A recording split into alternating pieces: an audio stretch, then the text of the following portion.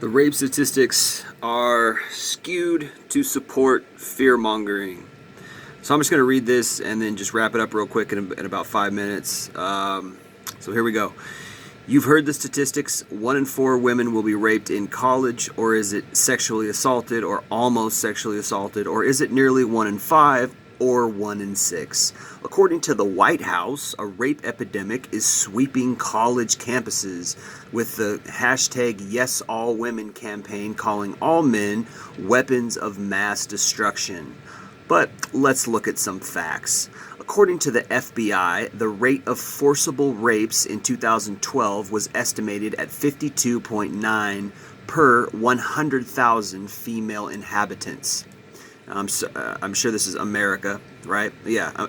Assuming that all American women are uniformly at risk, because this is what they were saying back in 2014 when this article was written.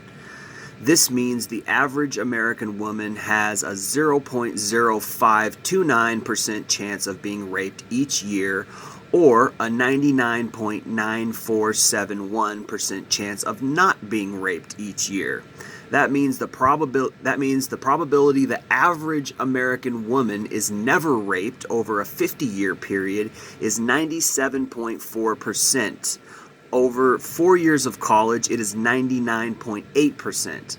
Thus, the probability that an American woman is raped in her lifetime is 2.6%, and in college, 0.2%, 5 to 100 times less than 5 to 100 times less than the estimates broadcast by the media and public officials. Now, why does the media and public officials want to blow up the rape statistics? I wonder. Do they have any vested interest in furthering the feminist agenda? Is there any conspiracy behind this?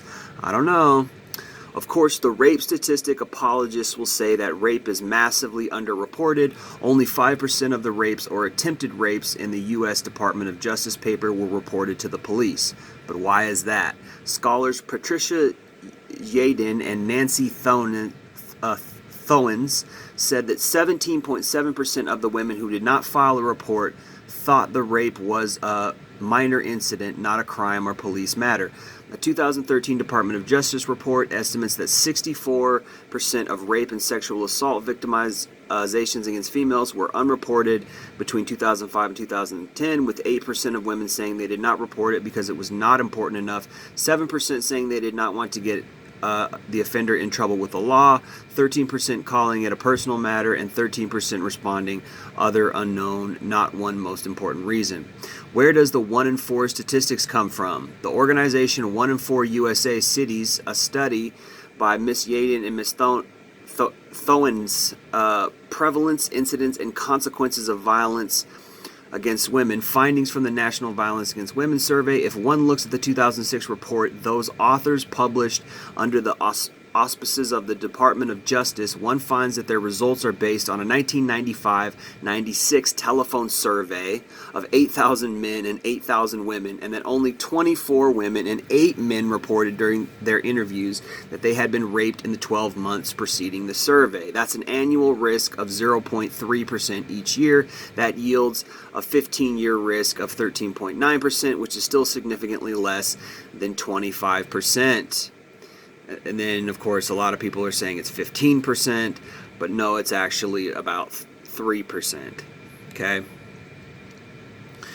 So I'm not going to read the rest of this because it's just too long for the amount of time that I have. But essentially, this is basically saying that the statistics are skewed, they're taken out of context.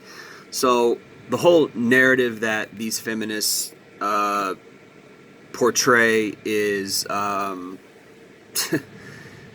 really blown out of proportion and even lied about purposely to throw men under the bus. This is all part of this feminist agenda. This is something I've been talking about for an extremely long time, but I never really was able to find the statistics on it that really, showed me the real truth.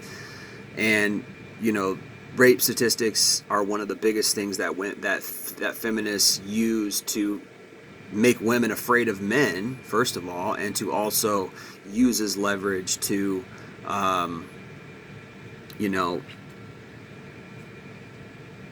gain whatever they're trying to gain socially, the upper hand, or the "I told you so" men are evil kind of crap that they always try to pull.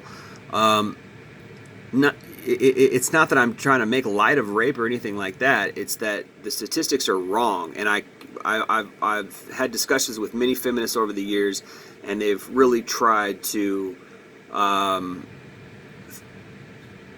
prop up this rape culture, and they've used these false statistics.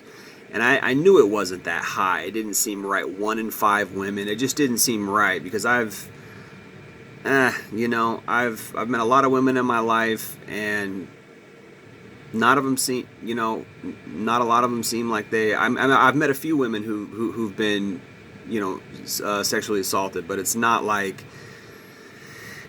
what they're saying, And I knew they were blowing it out of proportion. I knew that it was a lot of fear mongering, because this is how feminism goes. So really, I just wanted to, share this, post this, and just say, hey man, this is the truth. It's not 15%, it's 3%. So take that for what it is. Appreciate anybody listening. Again, it's not to throw shade on the concept of rape. That's a very serious thing. That's a very wrong thing. Rapists, are horrible, disgusting, evil people. But also, I don't like when men are thrown under the bus. I don't like when men are marginalized, or when we're being accused of being toxic masculinity and accused of perpetuating a rape culture. That's not right either. Anyway, thanks for listening.